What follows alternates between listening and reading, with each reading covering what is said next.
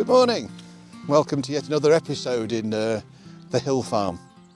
Around me you see one of the most beautiful parts of the world, Peak District. We're 1,300 feet up in the hills of Derbyshire. We're 144 acres of poor ground, least favoured, probably the very least favoured, you might assume. And like everybody else in the country, we're facing a disaster. We'd normally be looking to silage our first cut mid to late May. We're now standing in a field on the 4th of April.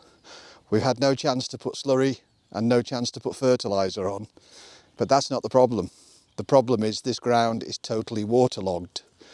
And what that waterlogged means is often not appreciated. So we're just going to have a little look today and talk through some of the facts that are important to us as farmers and how we manage the crisis.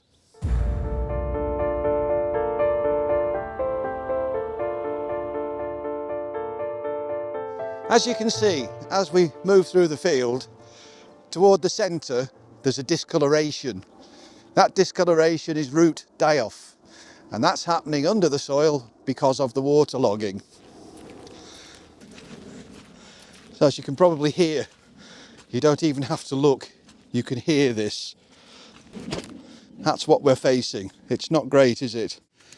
This soil, amazingly, is well treated, and often if you do a pH test, it's around 6.8. But water and waterlogging has an interesting effect. It changes the pH. It makes it more acidic.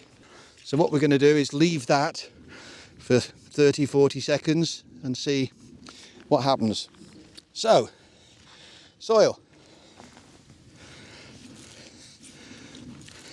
You can hear what's happening there. That's how wet that soil is. It's drenched. Up here in the soil is what's called the aerobic layer. Water pushes the oxygen out, and oxygen is what aerobic means. And that has a profound effect. It kills the bacteria that normally operate there.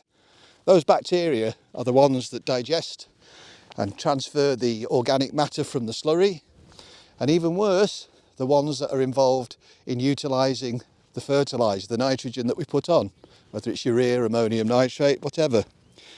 Because they're not there, underneath this layer is the anaerobic area. The anaerobic area is where the anaerobic bacteria live, and they're nasty. They do a great job, but their job is to break things down and make them available to the root. Because of the lowered pH and because the way that affects the microbiome, the bacterial ecosystem, those anaerobic bacteria will be producing things like hydrogen sulfide, methane, ammonia. Ammonia is good apart from when it's ammonia. It's a gas, volatilized. So imagine a scenario, you've just spread some nitrogen, the bugs that would convert it directly into plant food aren't there, it's getting turned into ammonia, and you've just spent a fortune which is wafting up into the atmosphere. Not good. The activity of those bacteria is also really, really important because they have the ability under stress, and this, believe me, is a severe stress, to start producing what's called phytotoxins. Phytotoxins kill the root. The waterlogged soil is something that we have no control over. We're farmers. Every year nature deals us a hand of cards. We can't do anything about those cards, but we can manage them. And that's why in this circumstance we've got to be really thoughtful. For instance, when would you be putting nitrogen on? When would you put in fertiliser on? Let's say 50, 60 days before you're intending to cut. Hey, we've only got 30 days before we cut and I still haven't got it on. What am I going to do? Well, one thing I'm not going to do is put the same amount on. That's terrifying. What am I going to do when it comes to cutting silage? Cutting the grass for silage. If I drive on this, or if the contractor drives on this, soil. I'm going to get wet soil mixed in with it. That wet soil carries high levels of things like iron, which can affect phosphorus availability.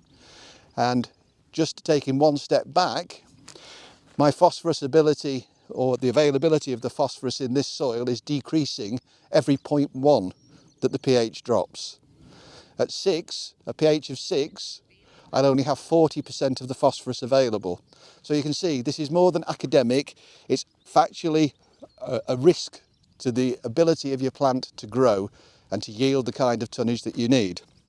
So going back to silage, oh dear, we haven't grown very much because of the circumstances and because we've been constrained in what we can do with fertiliser and slurry. So the temptation will be to cut low to get bulk. Don't do it. If you cut low, the chances are you will get a problem because of the soil contamination. The soil will bring in bacteria like clostridial organisms that not only make a mess of the silage, they can make a mess of the cows. And healthy food is far more important than lots of food that makes the meal.